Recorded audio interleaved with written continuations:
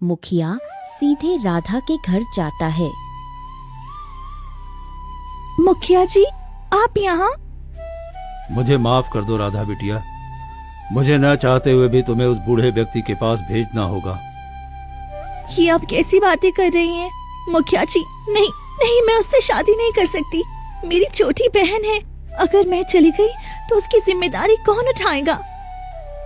मुझे माफ कर दो बेटा, अगर तुम नहीं गई तो पूरे गांव की जान खतरे में पड़ जाएगी। ऐसा मत करिए, मेरी बहन का सहारा सिर्फ मैं ही हूँ। किसी भी कीमत पर नहीं जाऊंगी मैं। आखिर वो लड़कियों के साथ करता क्या है? कहते हैं वो शादी के बाद लड़की को मार देता है और वो सुनहरी झील में रहता है। उसका उस जेल से क्या रिश्ता है मुझे नहीं पता, लेकिन अब नहीं चाहकर भी तुम्हें जाना पड़ेगा बेटा, तुम्हें जाना पड़ेगा।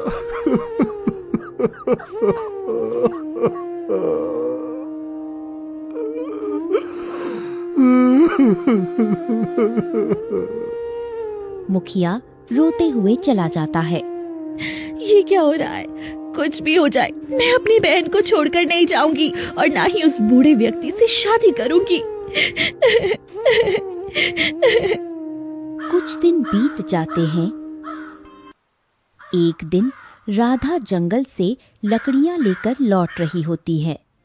तभी सोमनाथ उसके सामने आकर खड़ा हो जाता है। तुम कौन हो और मेरे रास्ते में क्यों खड़े हो? मैं वही हूँ जो तुम्हारे गांव में शादी की बात कर रहा था, और तुम ही वो लड़की हो जो 18 वर्ष की होने वाली है।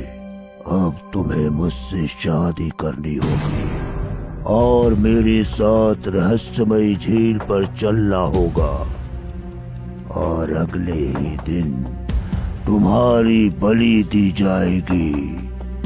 तुम ऐसा क्यों कर रही हो? मुझे छोड़ दो। मैंने तुम्हारा क्या बिगाड़ा है? अगर मैं चली गई तो मेरी बहन अकेली रह जाएगी। मैं तुम्हें जबरदस्ती नहीं ले जाऊंगा। तुम अपनी मर्जी से रहस्यमयी झील पर आओगी, क्योंकि जबरदस्ती की शादी का कोई मायने ही नहीं होगा मेरी पूजा में। नहीं, मैं मर जाऊंगी, लेकिन अपनी मर्जी से कभी नहीं आऊंगी। तुम्हें आना ही पड़ेगा।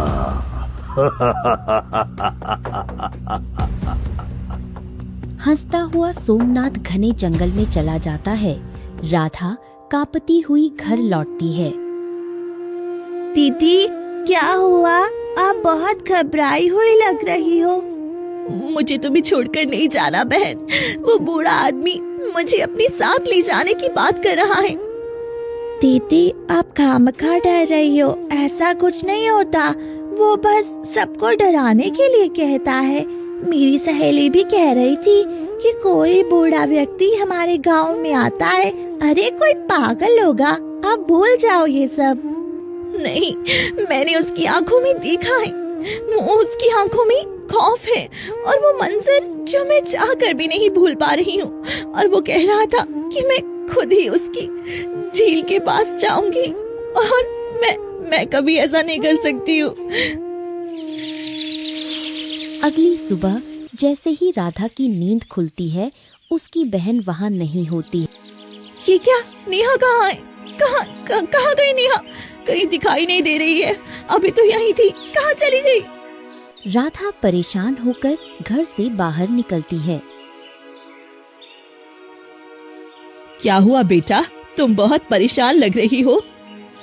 काकी, मैं अपनी बहन को ढूंढ रही हूँ। वो इतनी सुबह सुबह कहीं नहीं जाती थी, सब जगह देख लिया, पर वो कहीं नहीं दिखाई दे रही। अरे तुम्हें नहीं पता, तुम्हारी बहन तो रहस्यमय झील के पास गई है, और शायद वही बूढ़ा व्यक्ति उसे ले जा रहा था, और तुम्हारी बहन बहुत खुशी खुशी उसके साथ जा रही थी। नहीं, ऐसा नहीं हो सकता। वो मेरी बहन को नहीं ले जा सकता। मुझे मेरी बहन को बचाना होगा। नहीं बेटी, तुम मत जाओ, तुम्हारी जान को खतरा है। अगर तुम गई तो वापस नहीं आओगी। वो तुम्हें फंसाने के लिए ऐसा कर रहा है। पर मैं अपनी बहन को मरती हुई नहीं देख सकती, मुझे जाना ही होगा। राधा नंगे पांव पागलों की तरह सुनहरी झील की ओर भागने लगती है। तभी अचानक उसका पैर एक पत्थर से टकरा जाता है और वो गिर पड़ती है। उसके पैर से खून निकलने लगता है।